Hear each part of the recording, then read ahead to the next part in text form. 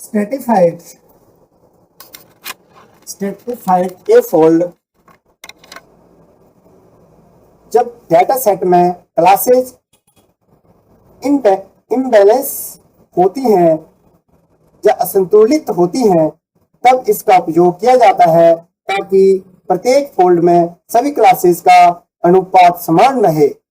In cases where classes are imbalanced, we need a way to account for the imbalance in both the train and validation set.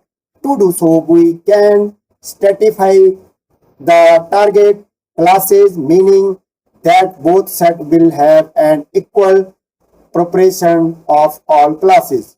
Leave one out loop. देखो, leave one out loop इसमें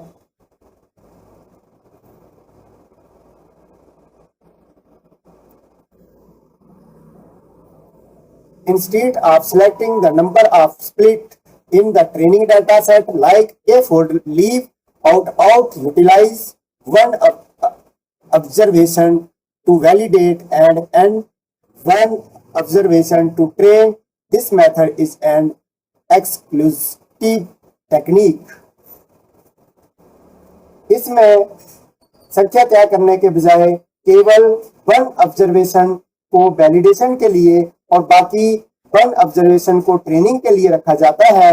ये एक संपूर्ण executive तकनीक है। अब example देखिए, इसकी टाइप करिए, करो टाइप। आज तुम करोगे, माइक तो मेरे पास ही रहेगी यार, तुम्हें थोड़ी ना दूंगा। तो देखो, सबसे पहले हमने क्या किया, फ्रॉम एसक्यूएल में इंपोर्ट पे लाइब्रेरीज इंपोर्ट कर ली सब, ठीक है। उसके बाद डाटा सेट, ये हमारे लिए बना बनाया डाटा लाने का काम करता है। तो डाटा सेट होता है, ये बना बनाया डाटा लाने का काम करता है। यहाँ पे हमने क्या कर दिया, इसको डिसीजन ट्री क्लासिफायर, ये वह मुख्य एल्गोरिथम या मॉडल है जो डाटा को देखकर नियम रूल बनाना सीखता है। समझ गए?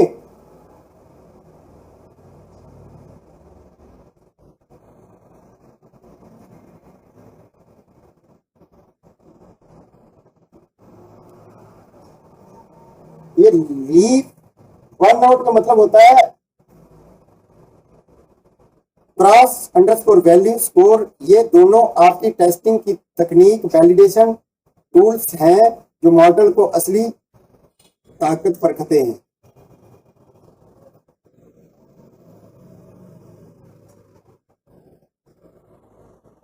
दोबारा देख लो, देखो सबसे पहले क्या किया हमने, लोड अंडरस्कोर आइरिस। तो यहां पे क्या किया हमने, फूलों का डाटा लोड कर रहे हैं। इसमें कुल 150 फूल हैं। एक्स में फूलों की खासियत जैसे पंखुड़ियों की लंबाई और वाई में फूल के प्रकार जैसे कैटेगरी है, ठीक है ना। नेक्स्ट क्या है, सीएलएफ डिसीजन ट्री है। अब इस पे क्या है, हमने डिसीजन ट्री की एक नया मॉडल तैयार किया है, रैंडम, ठीक है ना। रैंडम है, स्टेट इक्वल 42 सिर्फ इसलिए ताकि हर बार रन करने पर एक जैसा आंसर आए। Leave on out, leave one out. अब लीव वन आउट यहां से असली खेल चालू हो रहा है, क्योंकि देखो हमने मशीन को ऑर्डर दिया है कि हम टेस्टिंग के लिए लीव वन आउट तकनीक का इस्तेमाल करेंगे। लीव वन आउट तकनीक का इस्तेमाल करेंगे। अब यहां पे क्या था, इसका मतलब क्या था, आपको समझाया था ना कि ये होती क्या है, इसमें संख्या तय करने के बजाय केवल एक ऑब्जर्वेशन को वैलिडेशन के लिए और बाकी ऑब्जर्वेशन को टेस्टिंग के लिए रखा जाता है। ये स्पून एग्जीक्यूटिव तकनीक है, बताया था ना डेफिनेशन में आपको। तो देखो वही ये खेल यहाँ पे आ गया, इसलिए मैंने कहा ये असली खेल है। लीव वन आउट तकनीक क्या है ये और कैसे काम करेगी, ठीक है ना। अराउंड कुल 150 में से एक सैंपल को छुपाकर बाहर रख देगा, बाकी बचे 149 सैंपल को मॉडल को सिखाएगा, ट्रेन करेगा और फिर उसे बचे हुए सैंपल पर टेस्ट करेगा। मॉडल ने सही जवाब दिया या गलत, अगर जवाब सही है तो स्कोर 1.0 मिलेगा, गलत है तो 0.0 मिलेगा।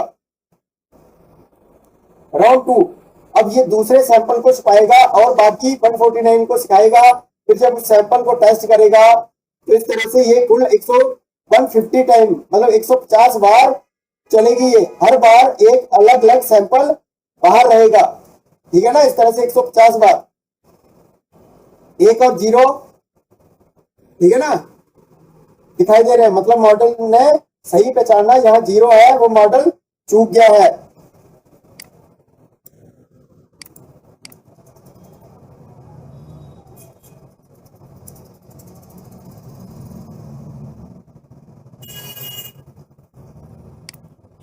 सीबी क्या आ रहा है, 150 आ रहा है, मतलब वो मॉडल को 150 बार टेस्ट किया गया है, समझ गए ना। और एक्यूरेसी क्या आ रही है इसकी, इसकी आ रही है 0.94, मतलब 94% इसका क्या आ रहा है, 94% बार इसके मॉडल में ने बिल्कुल सही अनुमान लगाया, यानी करीब 141 बार सही और 9 बार गलत। समझ गए बात, प्रोग्राम समझ आ गया, ठीक है ना। चलो फोटो खींचो, खींचो भाई फोटो, फोटो खींच लो ना इसकी, लो। वैसे इसका क्या करना है, जब प्रोग्राम सही करोगे तो समझ आ ही जाएगा आपको, ठीक है ना। आए तो लड़के ने टाइप किया है भाई, चलो अब तुम हटो, अब हम बताएंगे।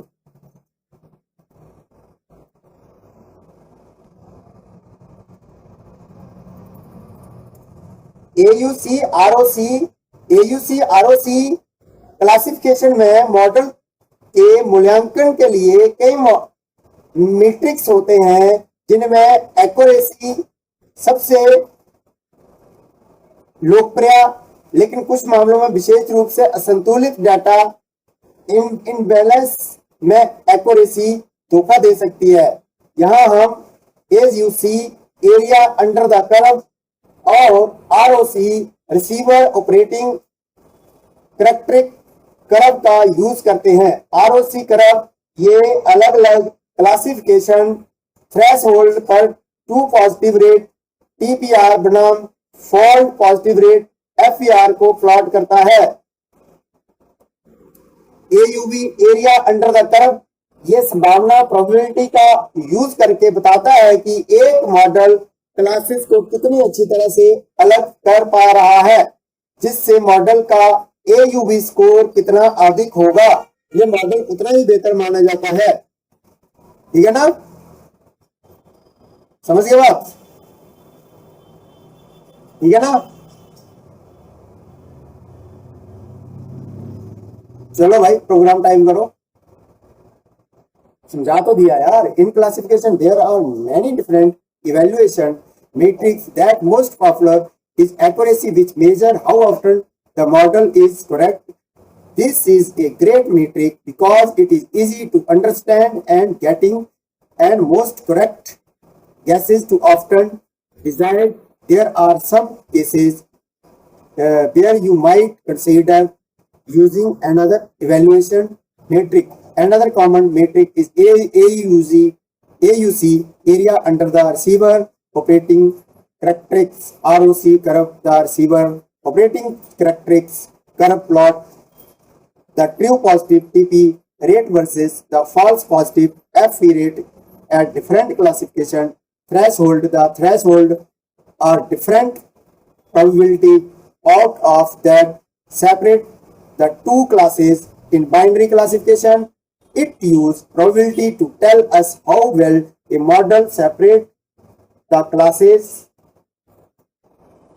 Suppose we have in imbalance data set where the majority of our data is one value, we can obtain high accuracy for the model by producing the majority classes. Okay तो चलो करो, अब प्रैक्टिकल करो इसको। अभी हमने क्या बोला था, AUV एजीबी स्कोर जितना ज्यादा होगा मॉडल उतना ही बेहतर माना जाएगा। ठीक है ना? क्यों माना जाएगा? आप सुनो जरा क्यों माना जाएगा। क्या हुआ, हमने कुल 10,000 लोगों का डाटा बनाया, रेशियो इक्वल .95 रखने से हमारे डाटा में 95,000 लोग क्लास एक मान लो कि क्लास एक मान लो कि लोग बीमार नहीं है, क्या नहीं है? बीमार नहीं है, एग्जाम्पल लेके। और क्लास 0 का मतलब कि लोग बीमार हैं। ठीक, अब यहां पे क्या किया हमने, भाई हमारी असली लिस्ट एक्चुअल लेवल है, इसमें शुरू में 500 बार 0 है और उसके बाद 9500 बार 1।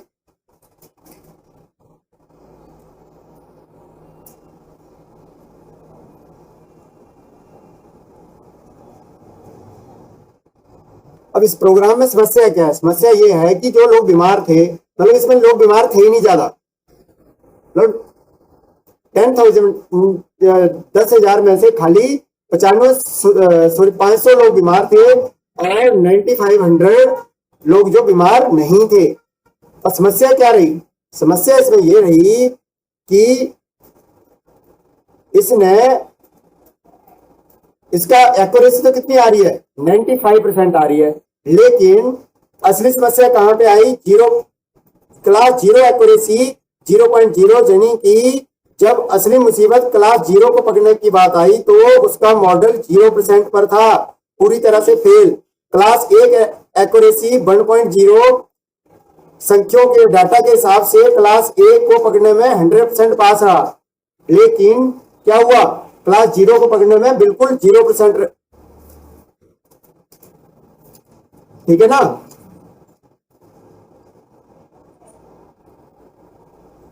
अब इसकी एक प्रोग्राम के एग्जांपल समझो। ये प्रोग्राम हमें सिखाता है कि अगर कोई डॉक्टर हॉस्पिटल में अपने आने वाले हर मरीज को बिना चेक किए कह दे कि तुम बिल्कुल ठीक हो, समझ गए? क्लास 0, यदि अस्पताल में आने वाले 95% लोग सच में ठीक हैं तो डॉक्टर को की एक्यूरेसी 95% ठीक हो जाएगी, लेकिन डॉक्टर उन 5% बीमार लोगों, जो बीमार लोग हैं, उनको तो मार ही डालेगा ना। नहीं समझे? समझ गए ना बात?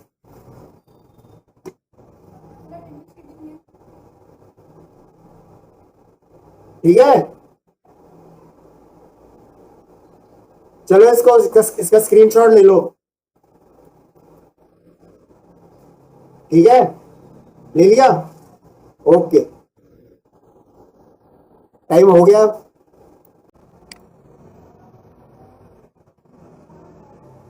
n equal 10,000 ratio equal 0.95।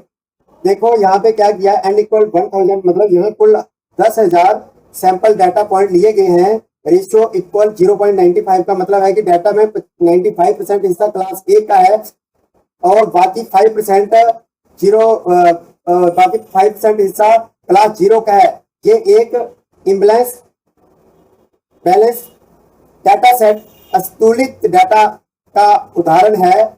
Actual level y equal np.array 0 multiply n underscore 0 plus 1। Line में असली जवाब एक्चुअल टारगेट बनाए गए हैं, जहां शुरुआत में 500 0 है और 95,001 है। प्रेडिक्टेड प्रोबेबिलिटीज y, प्रोबेबिलिटीज 2, जहां मॉडल की जगह खुद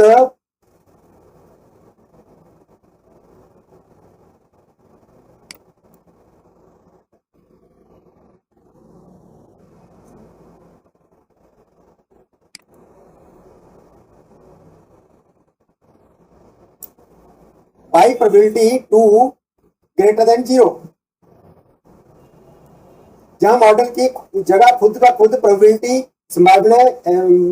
जनरेट की गई है। क्लास 0 के लिए 0 से 0.7 के बीच रैंडम नंबर, क्लास 1 के लिए 0.3 से 1 के बीच में random number prediction by prediction 2 equal by prediction 2 greater than 0.5, जहां 0.5 का थ्रेश होल्ड सेट किया गया है। अगर प्रोबेबिलिटी 0.5 से ज्यादा है तो उसे एक पॉजिटिव माना जाएगा, नहीं तो 0 मतलब नेगेटिव माना जाएगा।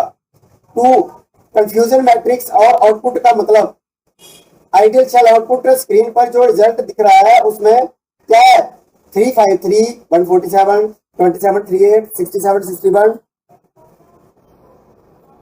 67 61।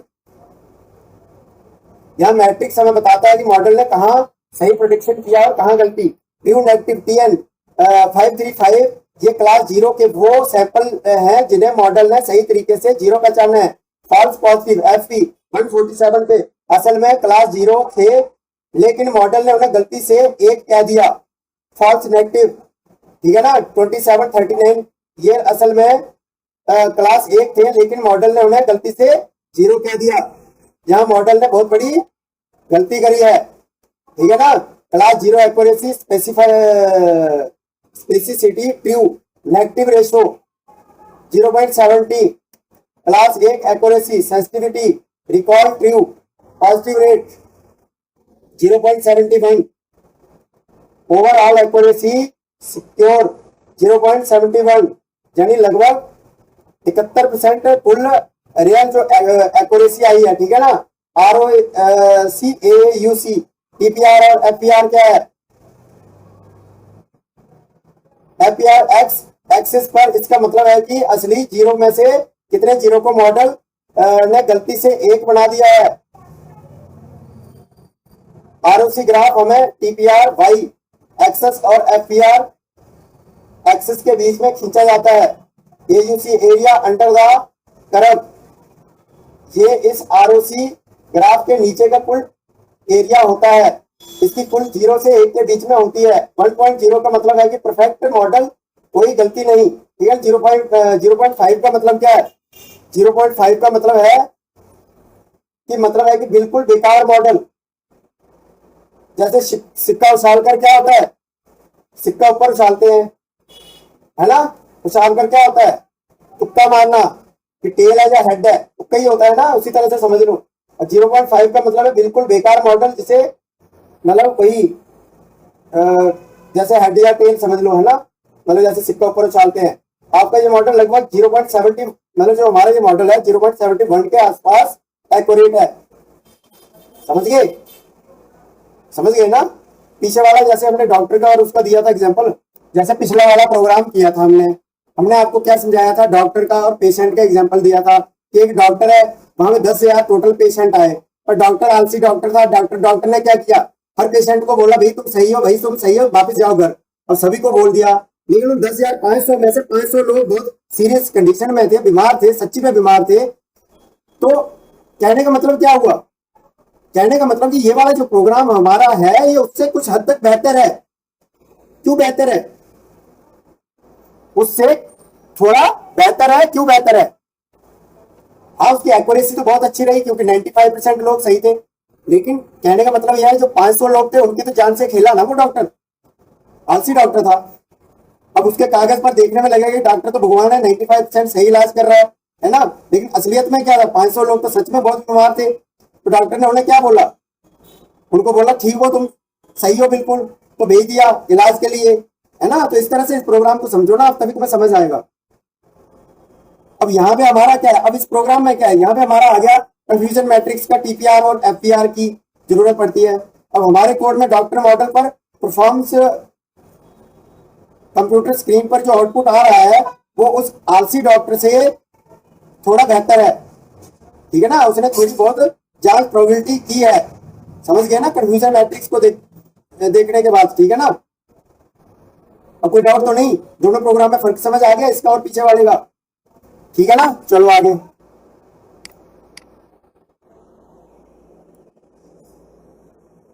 अब यहाँ पे क्या है, pi probability equal NP dot array 1।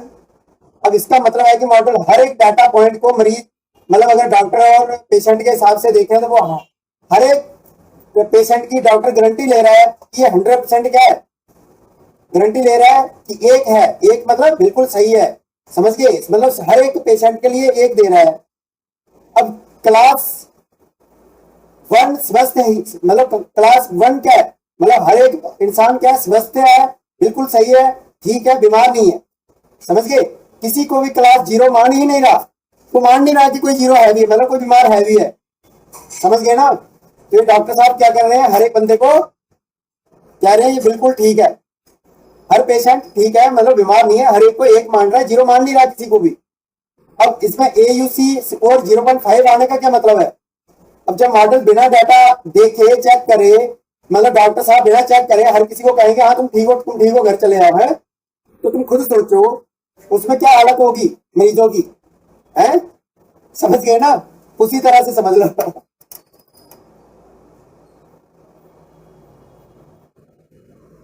अब ये कैसे हो गया, कौन फ्लिप, समझते हो, जैसे हम वो टॉस खेलते हैं, तुक्का मारते हैं, है ना, तुक्का मारने का जैसा काम करते हैं, है ना, वही काम समझ लो इसे।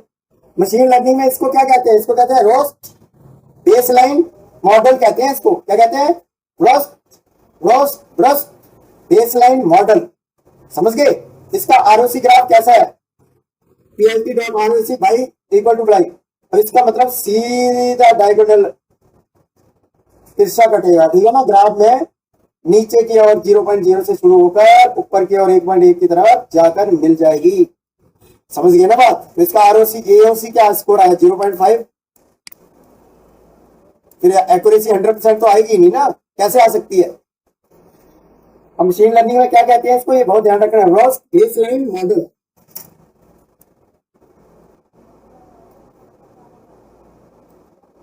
अब देखो भाइयों, है क्या कहा, श्रुति, श्रुति को डॉक्टर और पेशेंट ही पसंद है, उसी के हिसाब से समझेंगे, चलो फिर उसी के हिसाब से समझ लो। तो ये जो नया डॉक्टर है मॉडल 2, ये डॉक्टर पहले वाले आलसी डॉक्टर से की तरह नहीं है, ये कि आंख बंद करके सभी को बोल रहा था, क्या बोल रहा था, क्या बोल रहा था वो। ये बहुत होशियार डॉक्टर है हमारा, ये वाला डॉक्टर जो है होशियार है। इसने क्या किया, पेशेंट के लक्षण देकर उनको चेक करके सबको अलग अलग प्रोबेबिलिटी की संभावना दी है। बीमार बीमार मरीजों को N_0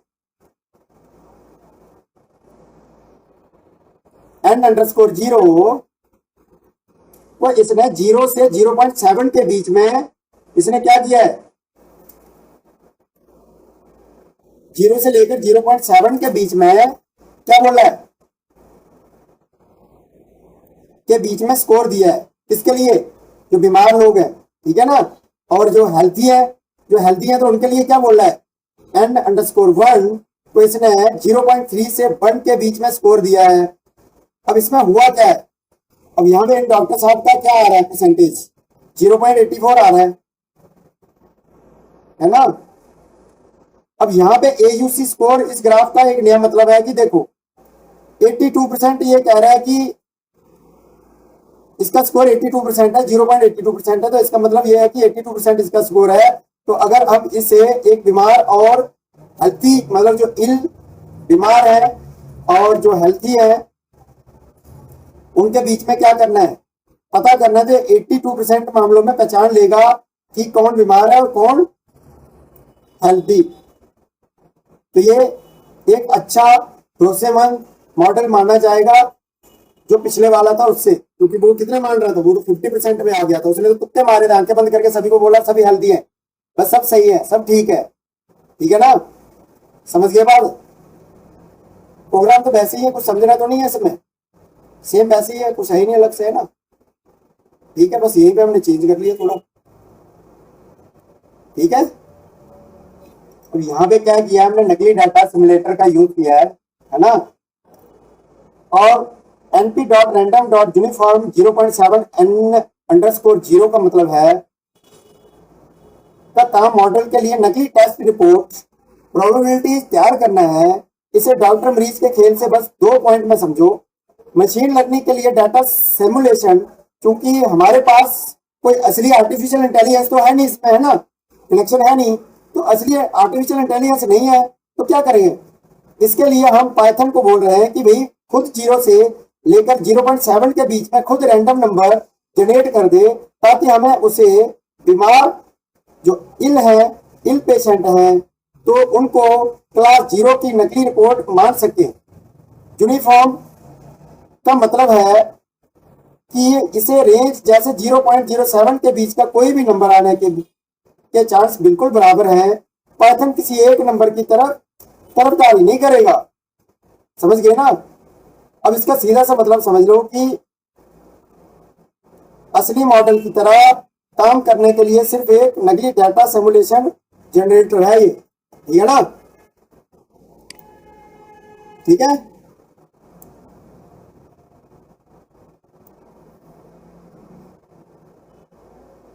अब यहां पे क्या किया हमने, हम टेस्ट करने के लिए यहाँ पे भी 10,000 बीमार पेशेंट लिए, क्लास 0 10,000 और क्लास 1 टोटल ग्रुप डाटा बना रहे हैं, ठीक है ना? सबसे पहले ये वाला दिख रहा है 0 और 1। फिर यहाँ पे क्या किया, पहला डॉक्टर जो थोड़ा कच्चा है, मतलब अभी एक्सपीरियंस वाला नहीं है, ठीक है ना? अब ये पहला डॉक्टर जो है ये पेशेंट को देखकर बीमारी की प्रोबेबिलिटी के जो नंबर हैं देता है, लेकिन दिए के नंबरों में कंफ्यूजन है।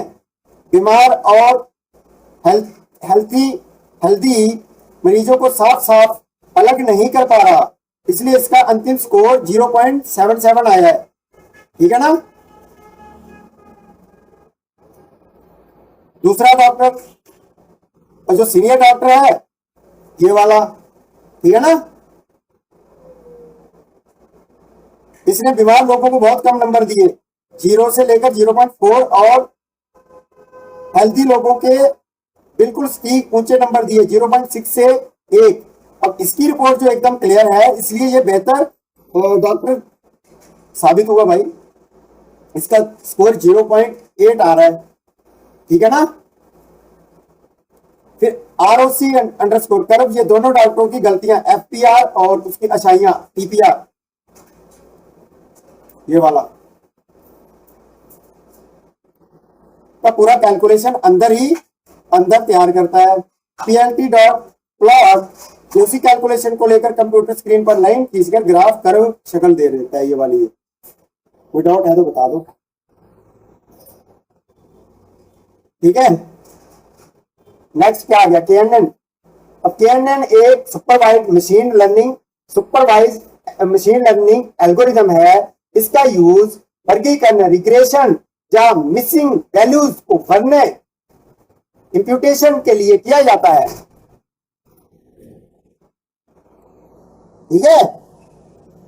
ये कैसे काम करता है ये भी पता होना चाहिए। इसका सबसे इंपॉर्टेंट चीज कि how does it work. There is a number of nearest neighbors to use for classification. A majority vote is used to determine which class a new observation should fall into larger value of k. देखो ये एक विचार पर आधारित है कि जो data point एक दूसरे के करीब होते हैं वे आपस में सिमिलर होते हैं।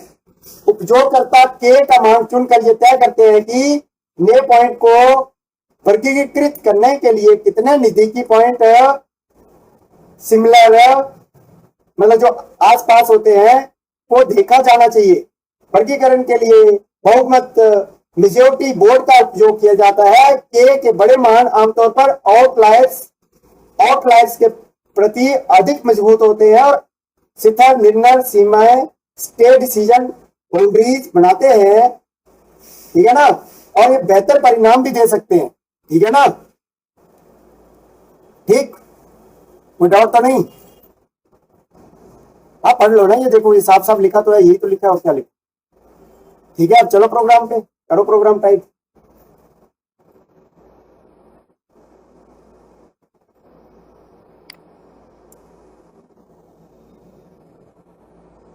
यहां से सिंपल सी बात समझ लो ना, 4 और 21 का ग्रुप क्या है, 0 है। 5 19 का ग्रुप भी 0 है। फिर 10 24 का ग्रुप 1 है। नहीं समझा बात? समझ गए ना? 4 21, ये 4 के सामने जाना है हमने, ये 20 से ऊपर और 21 के पास ही आ गया ये वाला, अब इसमें खेल क्या है कि ग्रुप पहले बांट दिए गए हैं, एक वाले ग्रुप ये इधर आ गए हैं और ये ब्लैक वाले ये जीरो वाले ग्रुप है। सीधी सी बात समझ लो, इसमें क्या करना है, आप कुछ है ही नहीं खास। समझ आया कि नहीं आया? आ गया ना? बस ये ग्रुप ऐसे करके है, बस ये 421 का जीरो, ये देखो ये 4 के सामने आ गया, ये 21 के सामने आ गया। अब क्या है, जीरो है, जीरो इस साइड आ रहे हैं, ब्लैक वाले सारे जीरो है और एक वाले जो है ये येलो है। आ गई ना बात समझ है भाइयों? आगे भी चलो, आगे अगला करो। देखो ये भी पहले वाले प्रोग्राम की तरह से क्या ही है, सीधा मतलब ये लाइन हमारे पुराने एक्स और वाई वाले नंबरों की जोड़ियां पेयर्स बना देता है, जैसे 4 और 21 का, ठीक है ना। फिर 5 और 19 का, समझ गए ना? वैसे ही फिर 2 में क्या है, यहाँ पे K N N neighbours classifier and neighbours, ठीक है ना। सीधा मतलब ये है कि कंप्यूटर को ऑर्डर दे रहा है कि भाई तुझे के इक्वल 1 रखना है, यानी जब भी कोई नया नंबर आए तो उसको तुरंत आंसर बताना है, फैसला लेना है। और तुझे सबसे पहले नजदीक वाला जो एक पड़ोसी देखना है, ठीक है ना। Can fit dot data classes, can dot